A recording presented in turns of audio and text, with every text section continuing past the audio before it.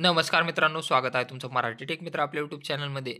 जर तुम्हीही संजय गांधी निराधार अनुदान योजना, श्रावण बाळ सेवा राज्य निवृत्तीवेतन योजना, इंदिरा गांधी राष्ट्रीय वृद्धापकाळ निवृत्तीवेतन योजना, इंदिरा गांधी राष्ट्रीय विधवा निवृत्तीवेतन योजना, तसेच इंदिरा गांधी राष्ट्रीय दिव्यांग निवृत्ती योजना या योजनेसाठी पात्र असाल आणि या अगोदरचे पैसे तुमच्या बँक खात्यामध्ये जमा होत असतील, परंतु जानेवारीनंतर हे पैसे डी मार्फत येणार आहेत आणि अशामध्ये तुमचे जर पैसे जमा झालेले नसतील, तर तुम्हाला काय करायचं आहे यासंबंधीची माहिती आपण या व्हिडिओमध्ये जाणून घेणार आहोत.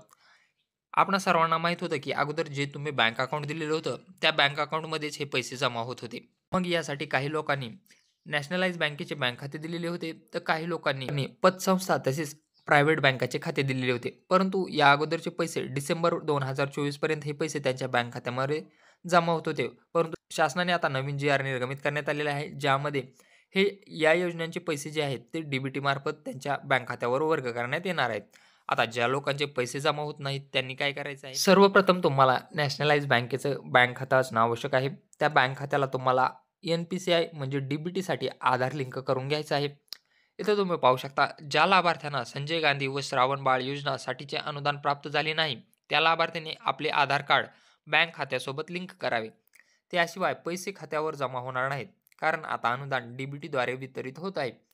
तसेच एकापेक्षा जास्त बँक खाते असतील तर त्या खात्यास आधार लिंक असेल तर त्या खात्यावरून सुद्धा अनुदान जमा होऊ शकते. कृपया सदर खाते तपासून घ्यावे.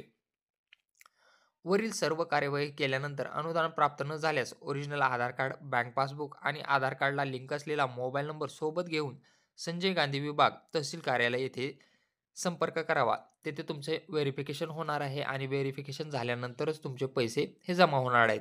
तुम्हाला यासाठी सर्वप्रथम तुमच्याकडे नॅशनलाइज बँकेचं बँक अकाउंट असणं गरजेचं आहे. त्यासाठी बँकेला आधार कार्ड लिंक असणं आवश्यक आहे, म्हणजे डी-बी-टीसाठी आधार कार्ड लिंक असणं आवश्यक आहे.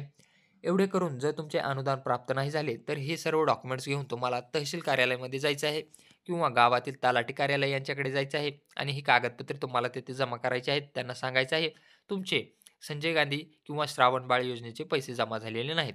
हे कागदपत्रे त्यांच्याकडे दिल्यानंतर ते तुमचं व्हेरिफिकेशन करतील आणि व्हेरिफिकेशन केल्यानंतर इथून पुढे तुम्हाला हे अनुदान डी मार्फत तुमच्या बँक खात्यावर वर्ग करण्यात येईल. तर असं हे महत्त्वपूर्ण असं अपडेट होतं. जर व्हिडिओ आवडला असेल तर चॅनलला नक्की सबस्क्राईब करा. तसेच बेल आयकॉनला प्रेस करायला विसरू नका.